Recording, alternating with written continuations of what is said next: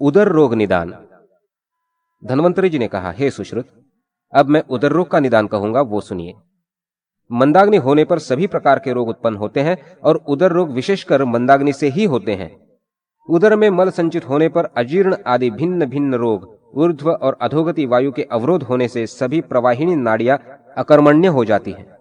प्राण वायु अपानादि वायु को दूषित कर उनको मांस संधि में प्रविष्ट कर देती है।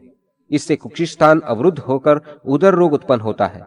उदर रोग 8 प्रकार के हैं: वातज, पित्तज, कफज, सन्निपातज, सलीलजन्य, प्लीहाजन्य, बद्धोदर वृद्धि और क्षतजन्य। उदर रोग होने पर हाथ पैर तथा पेट में सूजन आ जाती है। शारीरिक चेष्टा, बल और आहार कम हो जाता है। शरीर दुर्बल हो जाता है और अफरा हो जाता है। इस रोग से ग्रस्त व्यक्ति का आकार प्रेत के समान विकृत हो जाता है। उदर रोग का पूर्व लक्षण भूखनाश, अरुचि, पाक के समय दाह आदि होता है। ऐसा रोगी अपथ्य का सेवन करता है। उदर रोग से बलक्षय हो जाता है, अतः रोगी के थोड़ा कार्य करने पर श्वास प्रश्वास की वृद्धि हो जाती है। किसी भी विषय में उसकी बुद्धि प्रवेश नहीं कर पाती और शोक एवं शोथ आदि हो जाते हैं। उदर रोगी थोड़ा खाने पर भी वस्ति संधि में निरंतर पीड़ा का अनुभव करता है। सभी प्रकार के उदर रोगों में रोगी वृद्धावस्था के समान जीर्ण हो जाता है और बलहीन हो जाता है। तंद्रा, आलस्य, मलवेग, मंदाग्नि, दाह, सुजन और आध्मान ये सभी जलोदर के लक्षण हैं। सब प्रकार का जलोदर रोग मृत्युकारक है, इसलिए उसके लिए शोक करना व्यर्थ है। उदर रोग में रोगी का उदर गवाक्ष की तरह शिरोजाल से व्याप्त हो जाता है और सदा गुड़गुड़ शब्द होने लगता है। उदर रोग में वायु नाभि और आंत में विष्टब्धता उत्पन्न करके नष्ट हो जाता है। वायुजन्य उदर रोग में हृदय, नाभि, कटी, पायु और वंक्षण इन सभी स्थानों में पीड़ा करके स्वयं वायु शांत हो जाता है।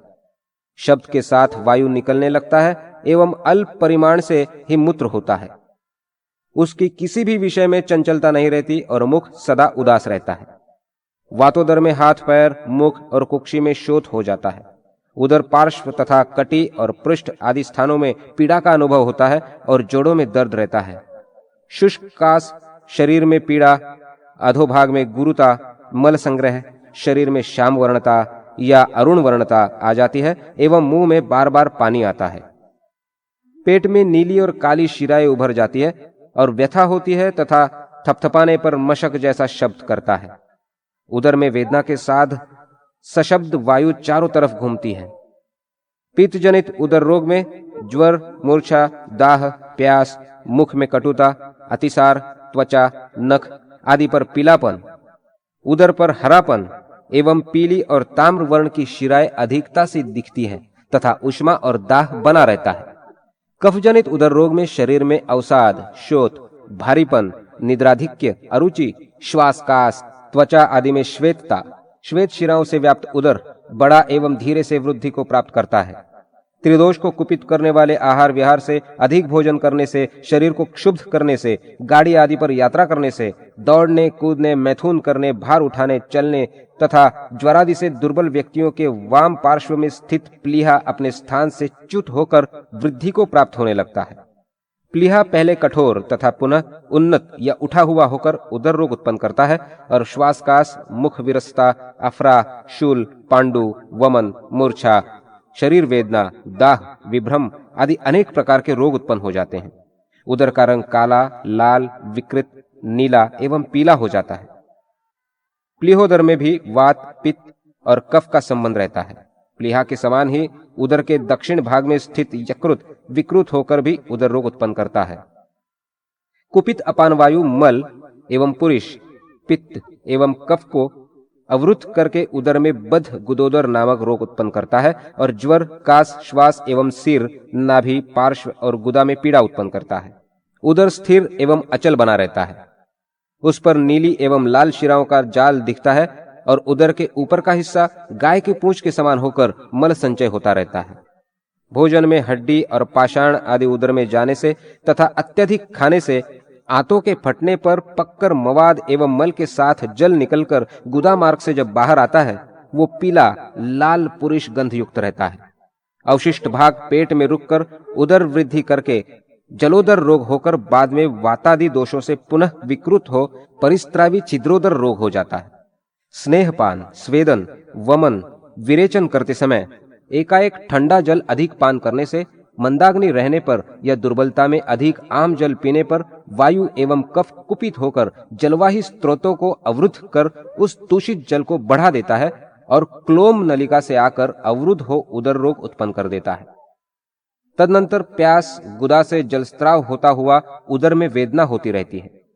पुनः कास, श्वास एवं अरुचि हो जाती है। उदर पर अनेक रंग की शिराएं उभर आती है। उदर जलपूर्ण सा हो जाता है तथा उसमें कंपन आदि अनेक उपद्रव प्रारंभ हो जाते हैं। इस स्थिति में उसे ढकोदर, उदकोदर या जलोदर रोग कहते हैं। उदर रोगों की उपेक्षा करने से वातादि दोष अपने स्थान से विमुख होकर जल को बढ़ाकर उस जल से शरीर के जोड़ों के स्रोतों के मुखों को गीला या आर्द्र कर देते हैं। अतः शरीर के पसीने के रुकने पर सभी स्रोत अवरुद्ध हो जाते हैं। इससे उदर परिपूर्ण होकर उदर रोग उत्पन्न हो जाता है।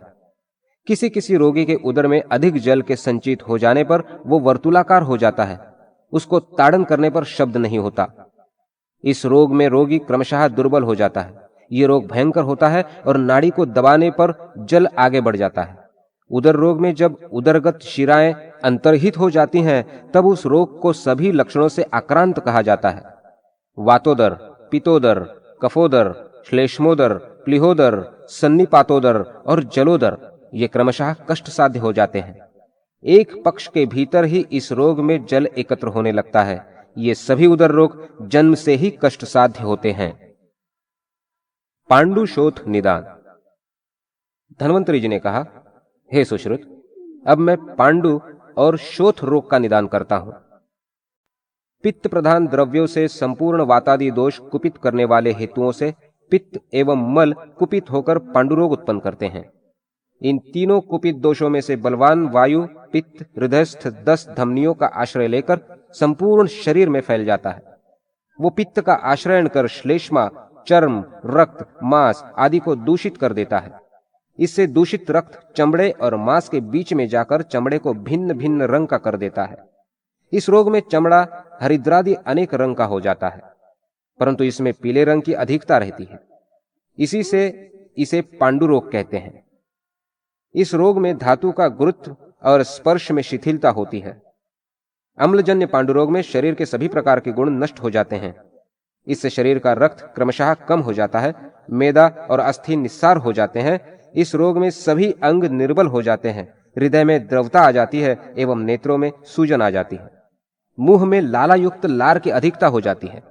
रोगी को प्यास कम लगती है, ठंडक अच्छी नहीं लगती, रोमांच और मंदाग्नि हो जाती है एवं शरीर की शक्ति घट जाती है तथा ज्वर, श्वास, कर्णशूल, चक्कर ये सभी उपद्रव होने लगते हैं।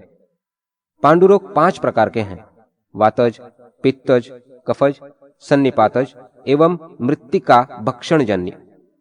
हृदय में स्पंदन, चमड़े की रुक्षता, अरुचि, मूत्र की पित्तवर्णता, पसीना और मूत्र का कम होना ये सभी पांडुरोग के पूर्व रूप हैं। वायुजन्य पांडुरोग में तीव्र वेदना, शरीर में चिपचिपाहट आदि लक्षण दिखाई देते हैं। इस रोग में शिरा, नख, विष्ठा, मूत्र और नेत्र कृष्ण वर्ण तथा अरुण वर्ण के हो जाते हैं। इससे शोथ, नासिका और मुख में विरसता, मलशोष, पार्श्व में वेदना ये सभी उपद्रव होने लगते हैं। पित्तज पांडुरोग में शिराएं आदि हरित पित्त हो जाती है एवं ज्वर, आंखों के आगे अंधेरा, प्यास, शोष, मूर्छा, दुर्गंध, शैत्य सेवन की इच्छा, मुख में कड़वाहट ये सभी लक्षण व्यक्त होने लगते हैं। कफज पांडुरोग में हृदय में आर्द्रता, मलभेद, खट्टी डकार और दाह होता है। तंद्रा, मुख में लवण रस का स्वाद, श्वास, रोमांच, स्वरभंग, कास, वमन, दुस्सहता ये सभी लक्षण व्यक्त होने लगते हैं। त्रिदोषज होने पर इसके लक्षणों को पहचानना कठिन हो जाता है और अतिशय असह्य हो जाता है। मिट्टी खाने से उत्पन्न पांडुरोग में कसैली मिट्टी वायु, खारी मिट्टी पित्त और मीठी मिट्टी कफ को दूषित करके तथा रस आदि को सुखा करके शिराओं को रक्त से भर देती है तथा उसे वही रोग देती है और पांडुरोग पैदा हो जाता है। पांडुरोग के बढ़ जाने पर नाभि, पैर, मुख और मूत्रमार्ग में शोथ हो जाता है। कृमि युक्त तथा रक्त मिश्रित और कफ समन्वित मल निकलने लगता है। जो पांडुरोगी पित्त उत्पन्न करने वाले पदार्थों का सेवन करता है उसका पित्त, रक्त और मांस का दाह करके कोष्ठ शाखा में मिलकर कामला रोग उत्पन्न करता है। कामला रोग में रोगी का मूत्र, नेत्र, त्वक, मुख और विष्ठा हल्दी के रंग के हो जाते हैं।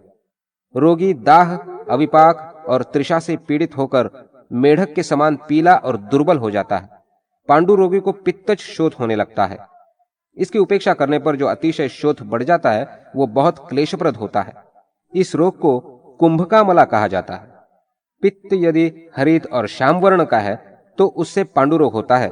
उस स्थिति में वात पित्त के प्रभाव से चक्कर आना, तृष्णा, स्त्रियों के प्रति अरुचि, थोड़ा थोड़ा ज्वर, तंद्रा, अग्निमांद्य और अतिशय आलस्य, ये सभी रोग के लक्षण व्यक्त हो जाते हैं। इस रोग को हलिमक नाम से जाना जाता है। पांडु रोग से उत्पन्न सभी उपद्रवों में शोथ प्रधान है, इसलिए शोथ का वर्णन किया जाता है। वायु कुपित होकर रक्त, पित्त और कफ को दूषित करने के कारण वो त्वक, शिरा और मांस का आश्रय लेकर ऊंचाई पैदा करता है। सभी शोथ त्रिदोषज होते हैं क्योंकि सूजन वात, पित्त और कफ इन तीनों से होती है। इसलिए जैसे वातिक, पैत्तिक, श्लेष्मिक कारण भेद से शोथ 9 प्रकार का होता है।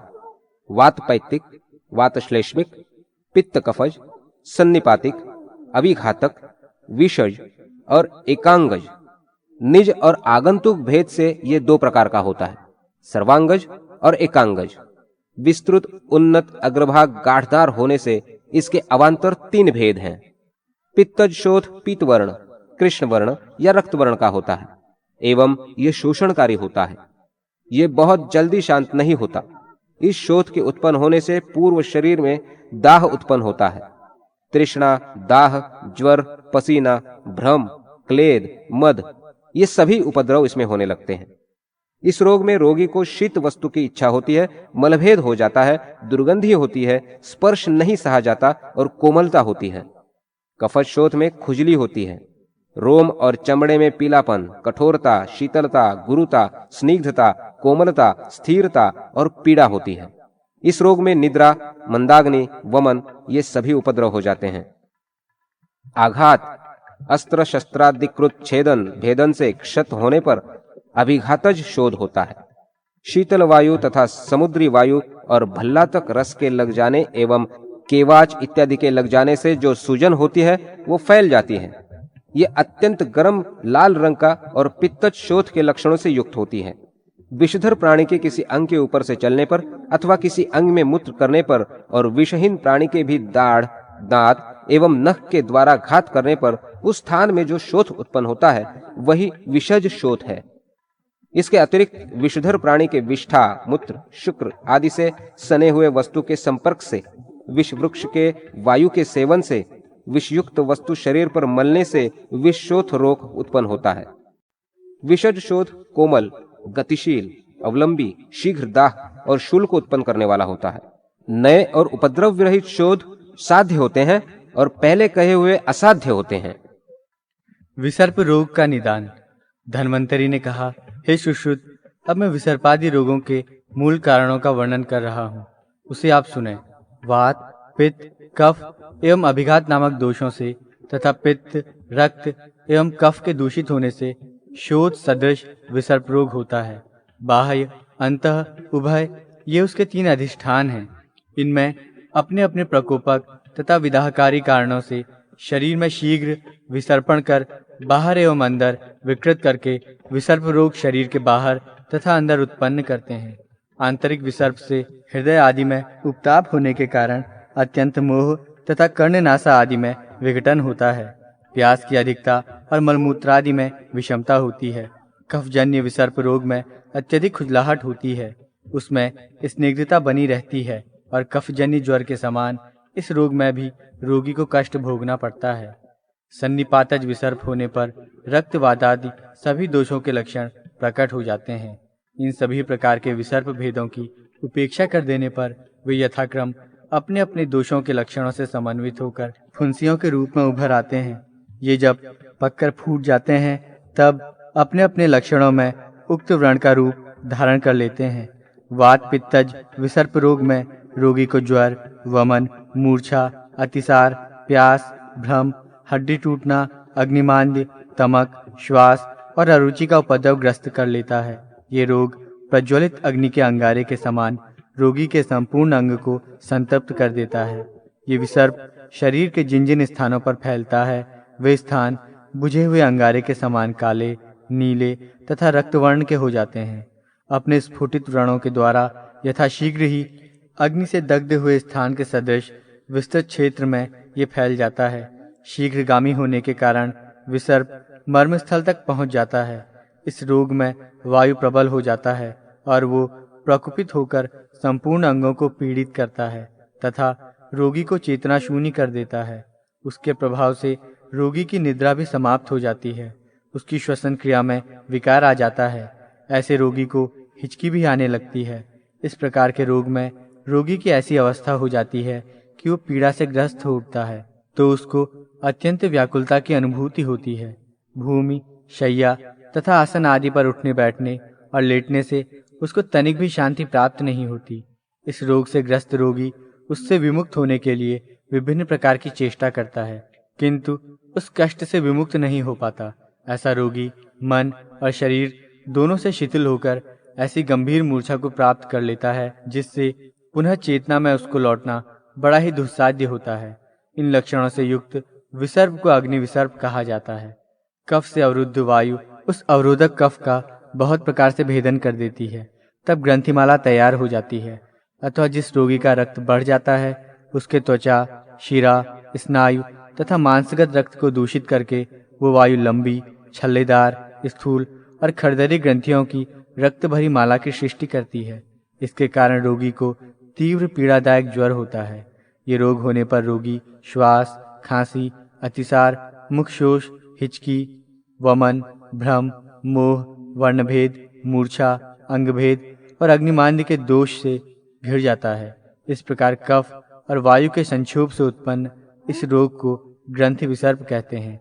कफ और पित्त के प्रकोपित होने से रोगी में ज्वर, स्तंभन, निद्रा, तंद्रा, शिरोवेदना, विक्षेप, प्रलाप, अरुचि, भ्रम, मूर्छा, अग्निमांद्य, अस्थिभेद, प्यास, इंद्रियजनित जड़ता, आव निर्गमन तथा रसादिक स्रोतों का लेप ये लक्षण दिखाई देते हैं। प्रायः ये दोष आमाशय के एक देश में होता है और धीरे धीरे अन्य भागों में फैलता जाता है, परंतु इसमें दर्द नहीं होता। यह अत्यंत पीला, लोहित और पांडु रंग की पिंडिकाओं से भर जाता है। इसके स्वरूप की कांति कृष्ण और मलिन पाई गई है। ये रोग शोथ से युक्त और भारी होता है। ये स्पर्श करने में अधिक ऊष्मा से समन्वित अनुभूत होता है। इसमें पसीने जैसी चिपचिपाहट होती है। जब ये पककर फूटता है तो इसमें मांस गल गल कर नए रूप में निकलने लगता है। शरीर की स्नायु तथा शिराएं स्पष्ट रूप से दिखाई देने लगती हैं। इस प्रकार सभी लक्षणों से युक्त हुआ ये विसर्प रोग अंततोगत्वा शरीर की त्वचा से संपृक्त हो जाता है, जिसके कारण ये बाह्य भाग में दिखाई देने लगता है। इस रोग स्थान से शव के समान दुर्गंध निकलती है। विद्वानों ने इसको कर्दम विसर्प रोग के नाम से अभिहित किया है। बाह्य आघात आदि के कारण क्षत हुए शरीर से क्रुद्ध वायु पित्त को रक्त समन्वित करता हुआ कुल्थी के दानों के समान स्फोट जनित विसर्प को जन्म देता है। इसमें शोथ, ज्वर, पीड़ा, दाहाधिक्य, शाम और रक्त वर्णता का लक्षण भी दिखाई पड़ता है। पृथक पृथक वात, पित्त तथा कब्जनित दोष से उत्पन्न उक्त तीनों प्रकार का विसर्प रोग साध्य है। इतना ही नहीं, वात, पित्त आदि द्वंद्व जनित दोष से समन्वित विसर्प यदि उपद्रव से रहित हैं तो वे भी यथापेक्षित चिकित्सा से दूर किए जा सकते हैं। किंतु जो विसर्प समस्त दोषों से युक्त हो जाते हैं और जिनका आक्रमण रोगी के मर्म स्थल को आहत करने में सफल हो जाता है, जिसके दुष्प्रभाव से रोगी के शरीर का स्नायु, शिरा और मांस गल जाता है और जिनसे शव के समान दुर्गंध आने लगती है, वे विसर्प रोग असाध्य हो जाते हैं। उनकी चिकित्सा संभव नहीं है।